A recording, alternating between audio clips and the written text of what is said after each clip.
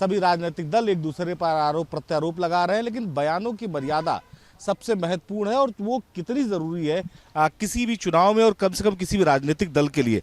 बहुत सारे बयान ऐसे आ रहे हैं जिस पर दूसरे दल को आपत्ति हो रही है, कोई किसी को तलवे चाटने की बात कर रहा, कोई किसी को गिरहमान में देखने की बात कर रहा। राजनीति में इस तरह के शब्दों की जगह कहाँ है? ऐसा शब्द गलत जो है राजनीति में हो या इंसानियत की हो ना बोलना चाहिए, और विरोध करना चाहिए तो सिद्धांत से विरोध करना चाहिए, तलवार से ना विरोध करना चाहिए। और सबसे गलत ही शब्द ही विरोध होते हैं। अगर जो अभद्र शब्द बोलता है, सबसे गलत लैंग्वेज की भाषा वही होती है। और विचारधारा की लड़ाई है कि शब्दों की लड़ाई है? देखिए साहब, विचारधारा और शब्द दोनों का जंग में आवश्यकता है। विचारों का काट जो है विचार ही कर सकता है, एग्जाम्पल का काट जो है एग्जाम्पल से काटा जा सकता है। आज जहां तक शब्दों का बाण भेद जो होता है, शब्दों के बाण भेद में वक्ता को मर्यादा का ध्यान में रखना चाहिए, अपनी इंसानियत का मूल्यांकन कर लेना चाहिए। आप बोलने से पहले मन क्रम वचन ध्यान जो लावे, मैंने आपको बोलने से पहले इतना ध्यान देना चाहिए कि कहीं हमारे वचन से किसी भावना पर कुठाराघात हो जाए तो ये सदैव पाप होता है। भावना ध्यान नहीं रखते लोग चुनाव में। देखिए, इसमें यह है कि आदमी को बोलने से पहले सोच समझ करके बोलना चाहिए। शब्दों का प्रयोग नहीं करना चाहिए और दूसरे की भावनाओं को ध्यान में रख करके ही आगे बोलना चाहिए, ताकि उसको उसके मन पर हृदय में कोई भी कुठाराघात न हो। ठीक है, जिस तरह से चुनावी मुहिम चल रही है, भाजपा लग रहा है कि 400 पार का जो नारा दिया वो पूरा कर पाएगी? हमको तो लगता है 400 जरूर पार करेगी। 543 सीटें हैं, 400 के पार 143 बचती हैं, उतना मिलेगी उनको सीटें। क्योंकि प्रधानमंत्री की भाषा, एक रक्षा मंत्री की भाषा, गृह मंत्री की भाषा, जो बड़े पद पर 140-45 करोड़ लोगों का प्रतिनिधित्व करता है, जिस तरीके की भाषाओं की बात की जा रही है वो उचित नहीं है प्रधानमंत्री द्वारा किया जाना। हमें लड़ाई क्या लड़ना है, जनता के मुद्दों की बात करनी चाहिए, जनता के हितों की बात करनी चाहिए। जनता के हितों की बात ना करके आप किसी के मंगलसूत्र की बात करोगे, आप किसी को हिंदू मुस्लिम की बात करोगे। विपक्ष भी तो वही बातें कर रहा है, मतलब ये दोनों तरफ से चल रही चर्चा। विपक्ष ने तो ऐसी कोई बात नहीं करी, जहां तक मैं देख रहा हूं, अखबार के माध्यम से देख रहा हूं।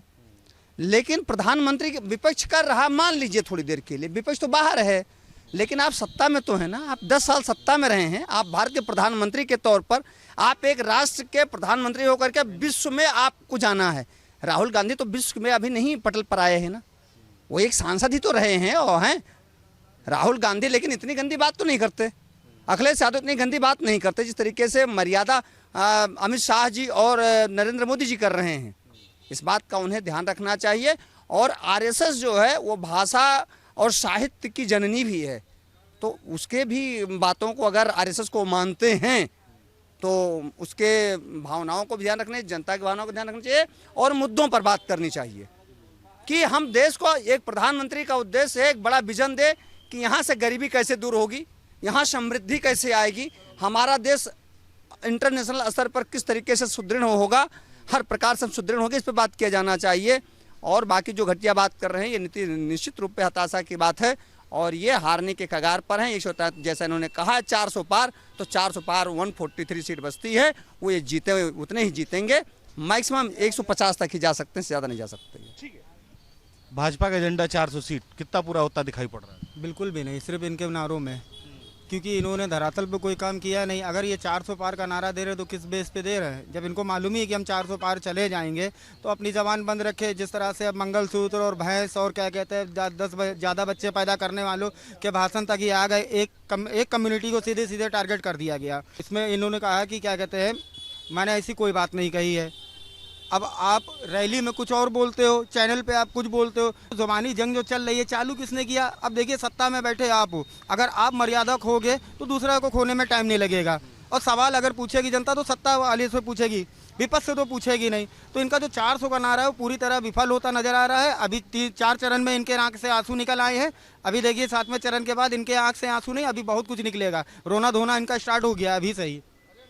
आँख से आंसू निकलने वाला जल्दी। आप देखिए, माँ जो माता हैं, अगर हमारी आज माता न रहे तो अगर हम कोई शुभ कार्य करने जाए तो हमें उस टाइम थोड़ा रोना आएगा।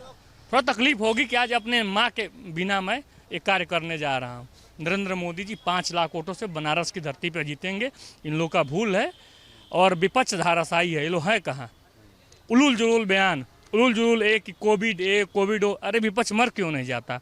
अगर कोविड खराब है तो हम क्यों नहीं मर जाते? कोविड 2 शील्ड मैंने लगवाया, बूस्टर भी लगवाया, तो मैं क्यों नहीं मर जा रहा हूँ?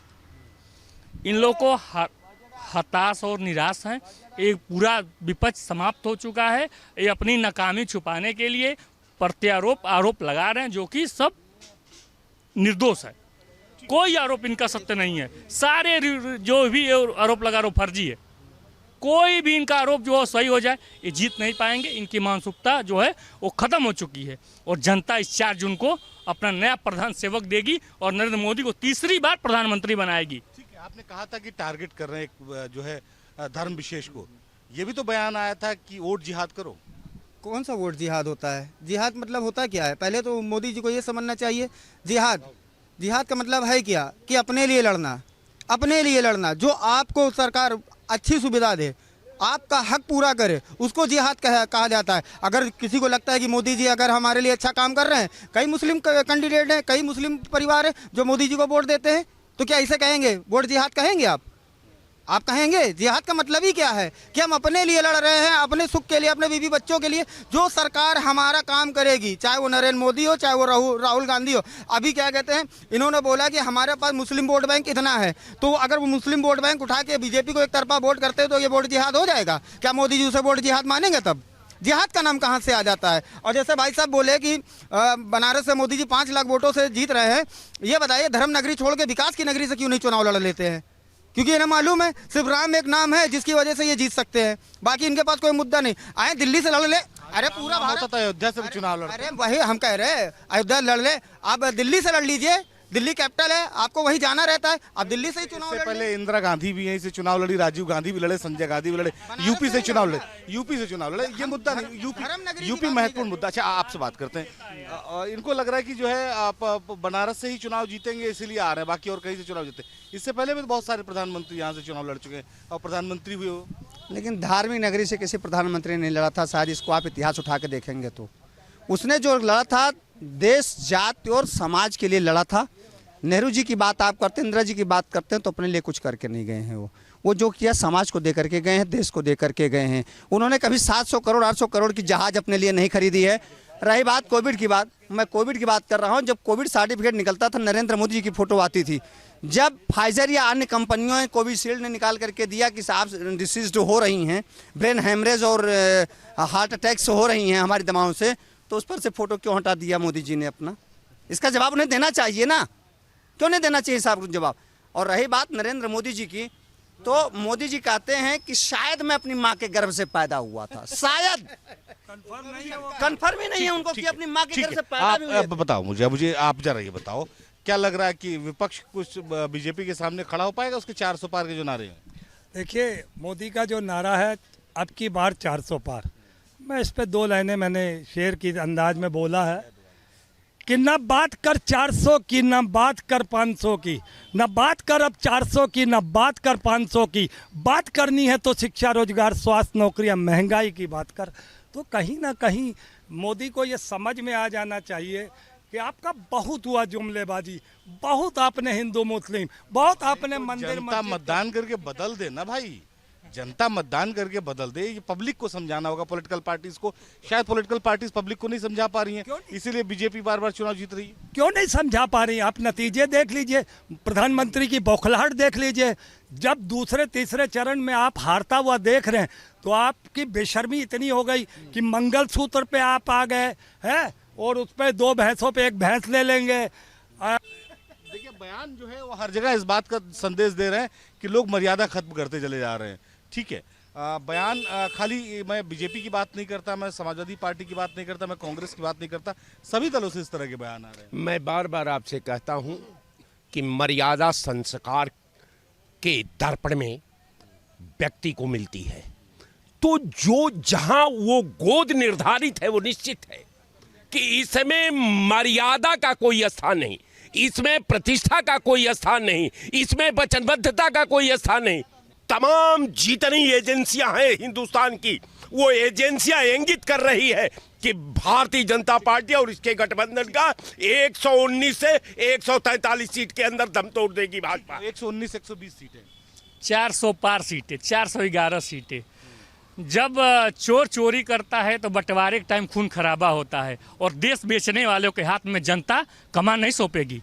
नरेंद्र मोदी इस भारत का यशस्वी प्रधानमंत्री, बेटा इस भारत देश का, और नरेंद्र मोदी जी का जो विश्वास, जो गारंटी जो दिया वो करके दिखाया।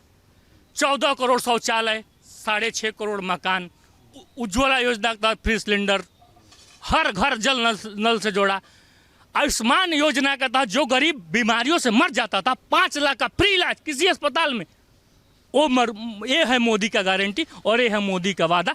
पूरे देश और पूरे प्रदेश की जनता नरेंद्र मोदी के साथ है। विपक्ष धाराशायी है और हम 400 पार सीटें जीतकर पुनः केंद्र में तीसरी बार सरकार बनाने जा रहे हैं। भारतीय जनता पार्टी की प्रचंड सरकार बनने जा रही है। नरेंद्र मोदी भारत का बेटा प्रधानमंत्री बनेगा। कि भाषाओं को आप दूर रखिए, मुद्दों पर बात करिए। जनता के मुद्दों पर बात होनी चाहिए। मुद्दा सबसे जरूरी है। आम जनता चाहती है कि जो भी राजनीतिक दल कम से कम उनके सामने मतदान के लिए आए, उनसे वोट मांगने आए, उनसे मुद्दों की बात किया जाए, क्योंकि जनता के लिए मुद्दे ही प्रथम है।